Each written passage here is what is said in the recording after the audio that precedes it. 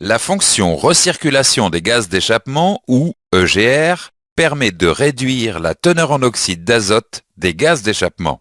Cette fonction utilise les éléments suivants: le capteur de température d'eau, le capteur volant-moteur, le capteur de pression collecteur et l'électrovanne de recirculation des gaz d'échappement. Vous pouvez déplacer le curseur de la souris sur les éléments pour les identifier. Les oxydes d'azote présents dans les gaz d'échappement sont dus à une température de combustion élevée. Cliquez sur l'électrovanne pour voir la recirculation des gaz d'échappement. En envoyant des gaz d'échappement qui ont déjà brûlé à l'admission, la quantité d'oxygène qui participe à la combustion diminue. La température de combustion est donc moins élevée. La recirculation des gaz d'échappement est principalement utilisée sur les systèmes à injection directe. Les conditions généralement requises pour permettre la recirculation des gaz d'échappement sont les suivantes. Le moteur est chaud, le moteur est à un régime moyen et la pression collecteur correspond à une charge moyenne.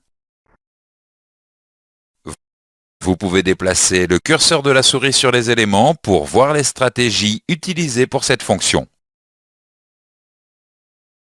Tout défaut sur les éléments de la fonction recirculation des gaz d'échappement entraîne un arrêt de la fonction. Vous pouvez déplacer le curseur de la souris sur les éléments pour voir les stratégies de mode dégradé.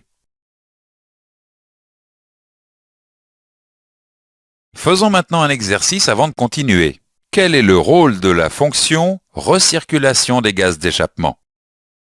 Dans ce chapitre, nous avons vu les points suivants. La fonction recirculation des gaz d'échappement, ou EGR, permet de réduire la teneur en oxyde d'azote des gaz d'échappement. Les oxydes d'azote présents dans les gaz d'échappement sont dus à une température de combustion élevée. La recirculation des gaz d'échappement est effective dans certaines conditions. Tout défaut sur les éléments de la fonction recirculation des gaz d'échappement entraîne un arrêt de la fonction.